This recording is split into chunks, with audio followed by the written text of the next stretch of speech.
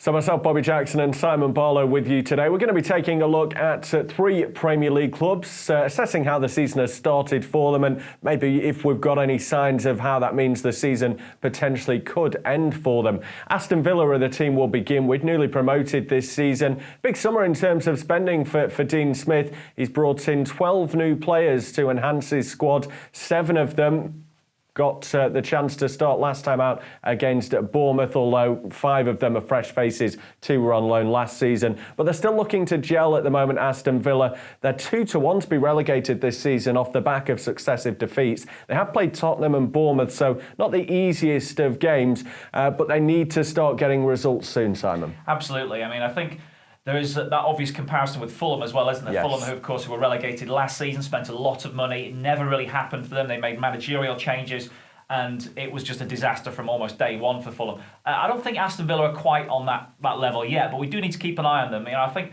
there is maybe a lack of team spirit there, and that's something that's going to be probably coming a bit later on when those new signings do finally gel. But they can't afford to drop too many points in this early part of the season, particularly against the teams we're expecting to be around them. And I think that's going to be key for them, that they need to pick up points quickly, because if you get into that bottom 3 when the table starts, getting towards November, December, then it really does put a lot of pressure on the squad, and there'll be a lot of pressure on Dean Smith as well, because obviously the money that has been spent there. So I think it's very important we keep an eye on Aston Villa. I don't want to jump to those conclusions that they are this season's Fulham, but we do need to watch out, because they have to start getting points soon.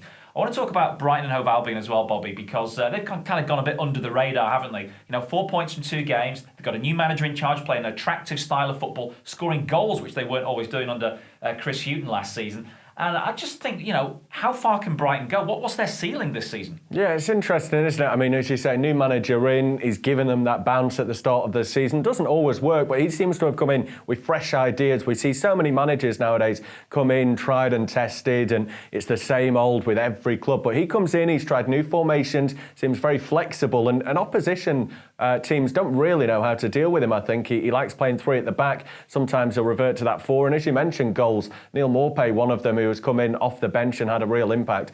I don't see why Brighton can't get into the top 10. It'd be huge for them off the back of last season, where they were battling away down at the wrong end of the table. But it's a tough place to go, the Amex Stadium, at times. And I think they're 7-5 to beat Southampton at home this weekend. So they are favourites for that game. Yeah, and that really represents how they've started the season, doesn't it? They're playing on the front foot. They're trying to go at teams. As we say, normally managers will come in to a club like Brighton who have struggled and they'll think defence first. But Potter has come in and he's thought, no, we go out, we attack. We've got the players capable of doing that. And it's a breath of fresh air, really, to see that they've got every opportunity of getting into the top 10, I think. So we'll finish off then by talking about Wolves, another side that I think will finish in the top 10 come the end of the season. It's been a tricky start for them. Obviously, last term they exceeded expectations, had a very good squad, but I don't think many expected they would immediately find their way into Europe. They're still battling their way through those early rounds of the Europa League, and they played Torino. They're 23-10 to beat Torino away from home on Thursday night. That's the first leg of their playoff game. I mean, there were questions as to whether they could cope with Europe as well as the Premier League. How do you see that going? Yeah, it's a tough balancing act, isn't it? We've seen many teams before Wolverhampton Wanderers struggle to somehow dovetail 2 together, come off the back of a Europa League midweek and then get points in the Premier League. It's very hard. I think when I look at the Wolves team as well, it is basically the same 11 as last season. The same team that did so well. They finished 7th.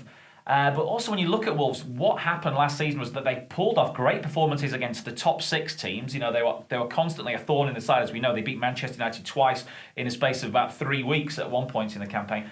But against the lower sides, they really struggled. And that's something to watch out for this season with Wolves. Have they been able to address that issue where they haven't been able to get up for the games against the lower sides? Last season, they dropped to 11 points against the 3 teams that went down. Had they taken those 11 points, they would have finished above Manchester United. So really, that is an issue for Nuno Espirito Santo to sort out. They've got to start picking up 3 points maximums against the teams that are going to get relegated this season. Yeah, interesting times ahead, no doubt, for the Molineux outfit. Well, that's it from myself and Simon for today. Thanks once again for joining us here. Do make sure you follow us on all of the socials, Twitter, Instagram and Facebook, and do subscribe on YouTube.